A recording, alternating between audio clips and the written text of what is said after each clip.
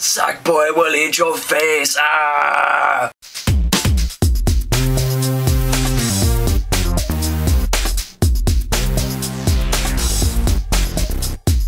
Where's he been? He promises a video every week and it's been like a month and I just don't think I can handle this type of relationship.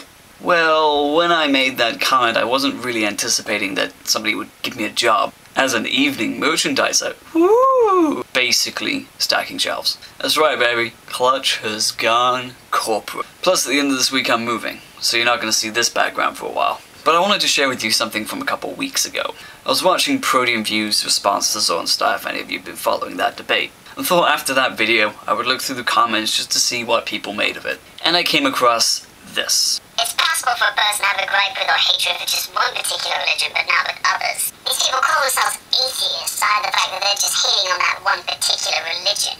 A true atheist despises all religion. To which I just had to respond, isn't it great when atheists use the No True Scotsman fallacy on each other? Now I thought generally after somebody gets pwned like that they just shut up. But then I looked at the other comments. This guy was having debates with about 10 other people on that video, and every comment was plagued with the simplistic black and white us versus them mentality that generally is the sort of person that you would recommend religion to, or becoming a Republican. I'm just saying. He's also the sort of person that is determined to get the last word in every debate, regardless of how much sense that last word actually made. So I knew he was going to respond to me, and I knew that response probably would make a lot of sense, but I thought, just ignore it. It's not worth it, this guy is not gonna listen. But then he came out with this. Yeah, it is. It demonstrates we're actually people who think for ourselves rather than people who thoughtlessly march in line with the tune of the day. What? I'm sure you don't need me to explain this to you, but the reason I accused him of using the No True Scotsman fallacy is because, well, he kind of is. Just like you'll get Christians who say that any Christian who doesn't share their exact beliefs about God or their exact behaviors is not a true Christian, this guy is saying that any atheist who doesn't share his hatred of other religions is not a true atheist. It's the same fallacy. He actually admits that it's a fallacy, but continues to use it. He's saying there isn't a true atheist that doesn't hate all religion, but also acknowledging that it's fallacious thinking there are actually atheists who don't hate all religion, but then saying that there are...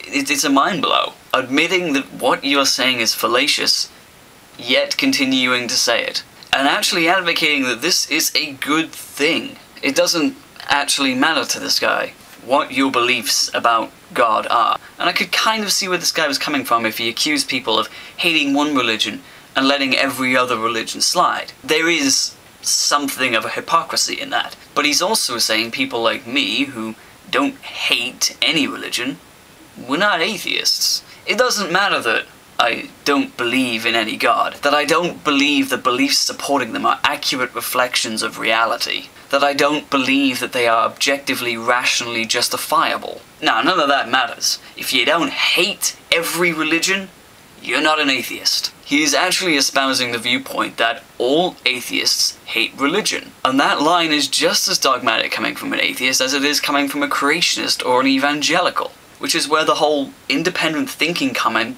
throws me completely. Not that independent thinking is that of an amazing thing. I know we're all supposed to turn a blind eye to what everybody else says, but it is important to remember that while we should think for ourselves, it is also worth noting that what other people think does matter. Because to steal a quote from one of my favourite comedians, David Mitchell, the people that tend to not care what other people think of them are the people that should care what other people think of them the most. Because what other people tend to be thinking is along the lines of Pau Gasol, you need to shave, or a necrophilia themed birthday party is not family fun, or no, I don't think Bob is secretly an alien. But what you also tend to find is that people like this who are so adamantly concerned with being independent thinkers tend to be the people who are least likely to be independent thinkers. Take my friend GluttonForSex. Clearly concerned with being an independent thinker and yet shuns anybody who doesn't agree with him completely. I've always thought that an independent thinker should be able to acknowledge when there are disagreements within their group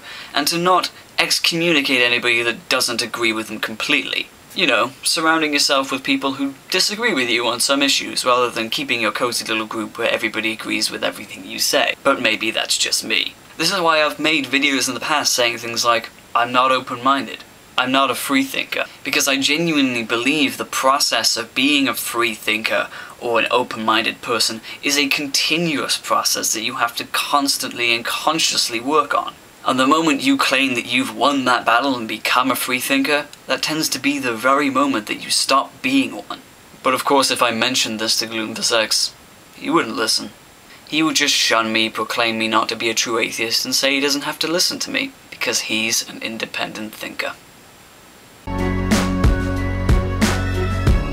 Whoa, wait. What is this? Is my own video trying to close me off? I'm not done yet. It wouldn't be one of my videos if there wasn't some sort of inconsequential announcement at the end that only affected about 2 of you. I have started a new blog. It's probably not going to be connected to YouTube in any way, so you might not be interested in following it. I'm basically going to be blogging about video games and technology. I've already blogged a lot about the iPhone 4, I'm in the process of talking about E3, so if any of you are interested, I'll put a link in the underbar, you can go check it out, see if you like my writing, and if any of you have any useful tips on how to blog or what successful blogging is, please let me know, because I am really just starting out in this area and I could do with some advice. Plus, I see no reason why this blog should be just confined to me, and I'm looking for contributors. This thing is only really an experimental blog for now, but I've already got 1 or 2 people lined up, and if we can get a few more people in, if this thing can kick off a little bit, then I'm thinking we can move the blog to somewhere better and, you know, really establish something. So check it out if you think you can bring something new, something different, if you want to be a part of it. Drop me a line and we'll see what we can work out. I'll see you all in my new surroundings.